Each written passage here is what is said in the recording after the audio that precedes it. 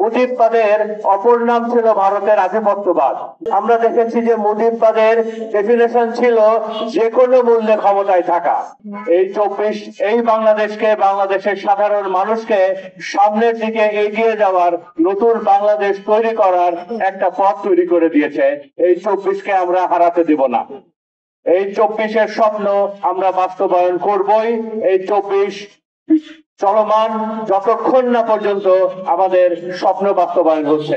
আমাদের আজকের এই প্রোগ্রামের যে 3টি শব্দ আছে, একটা হলো মুজিববাদ, একটা হলো 14 দল, আর একটা হলো শাহবাগী, বাকশালী। মুজিববাদ কি? মুজিববাদের অপর নাম ছিল ভারতের আধিপত্যবাদ। আমরা দেখেছি যে মুজিববাদের ডেফিনেশন ছিল যে কোনো মূল্যে ক্ষমতায় থাকা। মুজিববাদ কি? আমরা দেখেছি মুজিববাদের সংজ্ঞা ছিল যে কোনো মূল্যে ক্ষমতায় থাকার জন্য সকল বিরোধী দল, বিরোধী মতকে অ্যাবলিশ করে দেওয়া, সকল বিরোধী মত এবং বিরোধী দলকে নিঃশেষ করে দেওয়া। শুধুমাত্র এক ব্যক্তি থাকবে, এক দল থাকবে, কোনো মত থাকবে না, কোনো দল থাকবে না।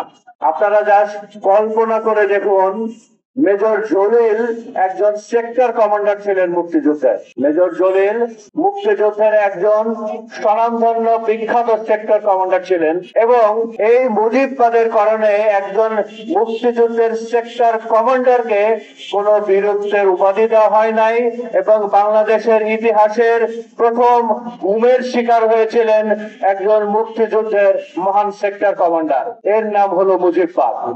আপনারা যারা বয়সে তরুণ, যারা আমিও দেখি নাই, কিন্তু আপনাদেরকে অনুরোধ করছি, আমার কথা না, আপনারা শুধু ইন্টারনেট ঘেটে দেখুন, উইকিপিডিয়াতে দেখুন যে মুজিববাদের সময়ে সেই 72 থেকে 75 পর্যন্ত বাংলাদেশের কত লক্ষ মানুষকে মারা হয়েছে শুধুমাত্র ক্ষমতায় থাকার জন্য।